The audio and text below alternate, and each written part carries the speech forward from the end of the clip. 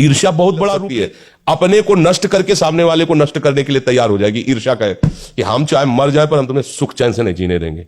ये ईर्ष्या बहुत बड़ी, और ये बड़े बड़ों में भी होती है, सतमार्ग वालों में भी होती है, बड़ी विचित्र होती है।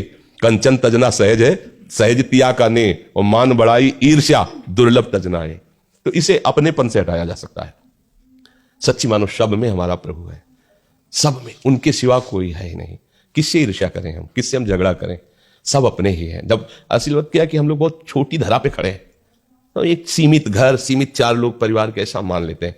अभी आप विदेश जाएं, विदेश, और वहां बगल में कोई खड़ा कह रहा हो मैं इंडिया को, तो आप ऐसे देखेंगे जैसे घर वाले, आप इंडिया, अच्छा, आप अपनापन करके देख, हमारे भारत का है। देखा, आप थोड़ा दूर लंबी में यात्रा में हुए तो भारत शब्द से आपको प्रेम हो गया, और एक गांव में, एक घर में, सीमित परिवार में तो पड़ोसी से भी ईर्ष्या है।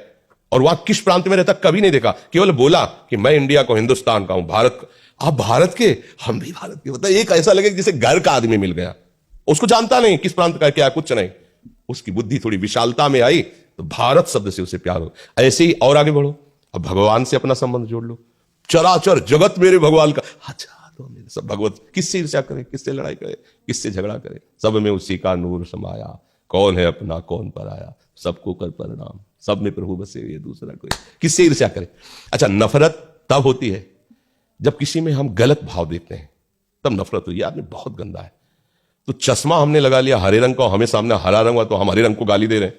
चश्मा उतारो आप, फिर देखो उसको, तो माया का चश्मा लगा है तो देख रहे हैं, तो लग रहा पापी है, दुष्ट है, नीच है। भैया वो जो चीज तुम्हें दिखाई वो आप में है, आप निकाल दो उसको, पाप हटा दो, दुष्टता हटा दो, नीचता हटा दो। अगर वहां तुम्हें भगवान ने दिखाई दे तो मुझे बताना।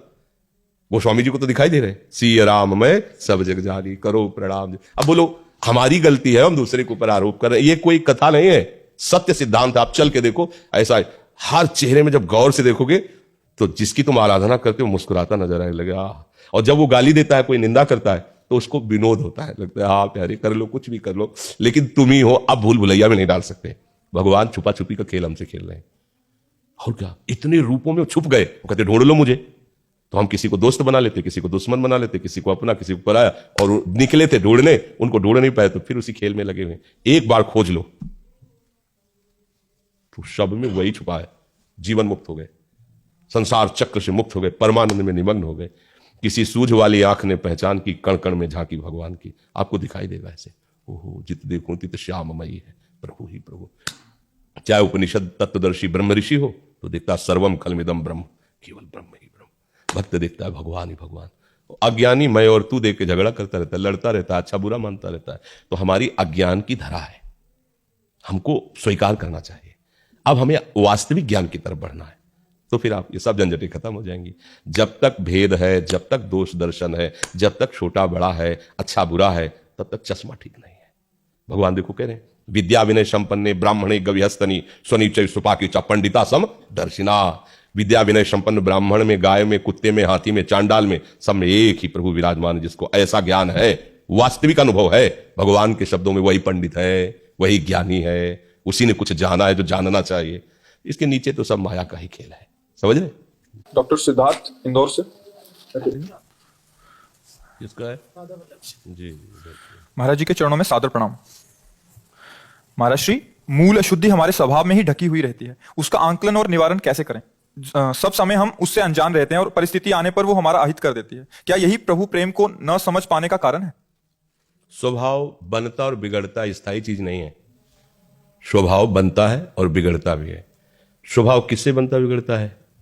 जैसा हम सुनते हैं, देखते हैं, बोलते हैं, खाते पीते हैं, जैसे वातावरण में रहते हैं, वैसे ही हमारा स्वभाव बनता है। पूर्व जन्म में जैसे हमने आचरण किए हैं, उनके अनुसार हमारा स्वभाव दिया जाएगा इस जन्म में।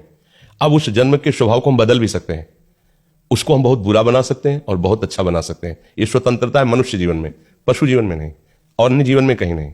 तो हमारा स्वभाव जो कारण देह से संबंध रखता है, और हमारा सूक्ष्म शरीर, उसे कारण देह कहते हैं, कारण शरीर। सूक्ष्म शरीर मन, बुद्धि, चित्त, अहंकार, और स्थूल शरीर 5 ज्ञानेंद्रियों और कर्मेंद्रियों के साथ ये जो ढांचा देख रहे हैं, तो प्रारंभ यहां से होता है। स्थूल शरीर से सूक्ष्म शरीर प्रभावित होता है।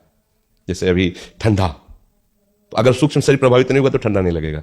सूक्ष्म शरीर को बेहोश कर दीजिए तो स्थूल शरीर को काट दीजिए, आप उसको पता नहीं चलेगा। मतलब स्थूल शरीर की हर हरकत का प्रभाव सूक्ष्म शरीर पर पड़ता है। समझ में आ रहा है ना? सूक्ष्म शरीर का जो निर्णय है वो कारण शरीर पर पड़ता है, वो स्वभाव बन जाता है। बड़ा चिड़चिड़ा इसका स्वभाव हो गया, बड़ा गंदा स्वभाव वाला आदमी है, वो झूठ बोलने का स्वभाव। अरे ये तो साक्षात भगवान है, भगवान जैसा इनका स्वभाव है, कितने अच्छे हैं स्वभाव वाले, कितने सत्य पवित्र स्वभाव वाले। मतलब स्वभाव जो है वो सूक्ष्म शरीर से संबंधित है, सूक्ष्म शरीर स्थूल शरीर से संबंधित है। स्थूल संबंध हमारी क्रियाओं से है, हम गंदी क्रिया करते हैं या अच्छी क्रिया करते हैं। देखना, सुनना, बोलना, खाना, छूना, सूंघना, ये सब इंद्रियजन्य क्रियाएं हैं। तो यदि हमें स्वभाव का पता लगाना है तो उसके आचरणों से प्रकट में चलेगा। आसुरी स्वभाव या दैवी स्वभाव, दो में ही बांध दिया गया है कि राक्षसी स्वभाव, अब मांस खाता है, मदिरा पीता है, बड़ी मीठी बात करता है, पर वो राक्षसी स्वभाव का आदमी है। वो भजन करता है, ठीक से चलता है, दूसरों के दुख सुख को समझता है, वो दैवी स्वभाव का आदमी है। अब राक्षसी स्वभाव वाला दैवी स्वभाव वाला बन सकता है, और दैवी स्वभाव वाला चूक करे तो राक्षसी स्वभाव का बन जाएगा। परिवर्तनशील है ना स्वभाव, सच्चिदानंद थोड़ी है, वो तो परिवर्तनशील है। तीनों शरीर मायाकृत है ना, तो इसके द्वारा जो भी है सब मायाकृत है ना। अब हमारा जब भगवत भाव इसमें जागृत होगा, स्थूल शरीर की भागवतिक चेष्टाएं और सूक्ष्म शरीर का भागवतिक चिंतन, तो हमारा भागवतिक स्वभाव बन जाएगा। अब ये परिवर्तन होने वाला नहीं है, क्योंकि त्रिगुणातीत भगवान के नाम रूप लीला धाम के चिंतन से त्रिगुणातीत स्वभाव बन गया है। जैसे हमारे यहां सेवक जी महाराज कह रहे हैं, यह जो पर्यो मोहि सहज स्वभाव, श्री हरिवंश नाम रस चाओ, नाव सुदृढ़ भव तरन को। बोले अब मेरा स्वभाव पड़ गया है राधा वल्लभ श्री हरिवंश, राधा वल्लभ श्री हरिवंश, राधा वल्लभ श्री हरिवंश। श्रवण में स्वभाव पड़ गया भगवत चर्चा, और कुछ अच्छा ही नहीं लगता। स्वभाव बन गया भगवान की चर्चा करने का, दूसरों को दुखी देखकर रह ही नहीं सकता, इसका स्वभाव बन गया है। दूसरों को सुख पहुंचाना, ये स्वभाव। भागवतिक स्वभाव तक पहुंचने के लिए हमको सत क्रियाएं करनी होंगी, सत चिंतन करना होगा, तब हमारा स्वभाव स्थायी बनेगा। वो परिवर्तित नहीं होता, भागवतिक स्वभाव परिवर्तित नहीं होता। पर जब तक हमारा भागवतिक स्वभाव नहीं परिपक्व हो गया तब तक फिसल सकता है, तब तक फिसल सकता है। तो स्वभाव का परिवर्तन हो गया तो जीवन मुक्त हो गया ना, क्योंकि तीनों शरीरों से उसका संबंध धीरे धीरे खत्म हो जाता है, जिसका भागवतिक। अब प्रभु के चिंतन में आंतरिक, प्रभु की मंगलमयी आज्ञा का पालन बाह्य, तो स्वभाव भागवतिक खत्म खेल हो गया। भगवान की कृपा से संचित कर्म भस्म हो गए, क्रियमाण निष्फल हो गए और प्रारब्ध निष्प्रभावित हो गया। वो जीवन मुक्त परमहंस परमानंद का अनुभव कर लेता है। समझ गए जी? दिनेश ठाकुर जी, राधा वल्लभ श्री हरिवंश। गुरुदेव भगवान के चरणों में दंडवत प्रणाम। गुरुदेव, जब हम राधा नाम उच्च स्वर में जपते हैं तो कुछ देर बाद राधा नाम सिमरन मुख के अंदर ही चलता है और आवाज बाहर नहीं आती, और कुछ देर बाद नाम अंदर ही अंदर हृदय में चलने लगता है महाराज जी, और कानों में सुनाई देता है। महाराज जी, तीनों स्थितियों में क्या क्या अंतर है महाराज जी? पहली बात है कि आप भगवद आश्रित हो, उत्तर दीजिए भगवद आश्रित। तो दूसरी बात है कि अब जो परोसा जाए चुपचाप खाते रहो, उसमें क्या मीठा क्या नमकीन अपना प्रश्न नहीं होना चाहिए। समझ रहे हो? इससे क्या होगा कि आप साधन कर रहे हैं ये भाव नहीं रहेगा, तो आपकी साधना उन्नति होती रहेगी, और प्रभु जो दे रहे हैं कृपा प्रसाद से उसको चुपचाप पान करते रहो, तो आप स्वस्थ होंगे, तो दूसरों को पता चल जाएगा कि अच्छा माल छानता है इसलिए तगड़ा है। समझ रहे ना? भागवतिक सद्गुण आपके अंदर प्रकाशित होंगे तो दूसरे जन भी आपका अनुकरण करके आनंद में मगन हो सकते हैं। और इसकी अगर आप साधन करते हैं तो फिर प्रश्न बनता है, जब आप साधन ही नहीं कर रहे, आप तो भरोसे में हैं, प्रभु के आश्रित हैं, अब आप तो शुरू कर रहे हैं उनका नाम गुणगान, और वो आपको कौन सी स्थिति देते हैं इसे गुप्त रखना है, इसका स्वाद लेना है। ये भागवतिक उन्नति का लक्षण है। जैसे ऐसी चेष्टा है, ये भगवत कृपा का, ये अपने साधन से नहीं होता, तो इसलिए इसके विषय में प्रश्न करना भी नहीं बनता, क्योंकि उस पर अगर कहीं मुझे थोड़ा भी अहम आ गया, कर्तृत्व भाव आ गया, तो ये फिर रुक जाएगा। ये आध्यात्मिक मार्ग है ना, इसको छुपाया जाता है तब तक जब तक आग पूरी हृदय में न फैल जाए। अब जब आग पूरे हृदय में फैल गई तो फिर खिड़की और दरवाजों से नहीं पता चल जाता कि आग लग गई, तो ऐसे खिड़की दरवाजों से पता चलने लगता है कि इसके अंदर आग लग चुकी है। गद गद कंठ नयन बहा नहीं रहा है, वो अपने प्रीतम की याद करके चिल्ला के रो पड़ता। वो नहीं जानता कि मैं चिल्ला रहा हूं, रो रहा हूं, नहीं जानता।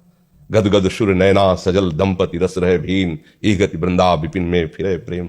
और वो एकदम जैसे डकार आती तो आप रोक नहीं सकते ना, एकदम राधा चिल्ला करो, फिर कोई देखा अच्छा ये उस नाटक नहीं कर रहा, ये उसकी स्थिति। वो आग बढ़ती चली जाएगी, अंतर दाव लगी रहे, धुआं न प्रगटे कोई, कह जाने जी आपनो या जासिर बीती होए। बस चुप। ये मार्ग जो है कृपा पात्र का जीवन कैसा होता है, ऐसा होता है। अंदर आग लगी रहे, अंदर वो शास्वादन कर रहा है, कह जाने दिलापनो या जासिर, या तो जो उस वो देखते ही पता चल जाएगा कि हाँ अच्छा किसी को पता चले इसलिए हमारी भक्ति है क्या, हमारे मालिक को पता चले कि हम उनके एक दास हैं, इतनी बड़ी भीड़ में मुझे पहचान ले, बस खास बात यही है। और वो पहचान लिए हैं, इसीलिए सौभाग्य मिला है। ऐसे चलते रहिए।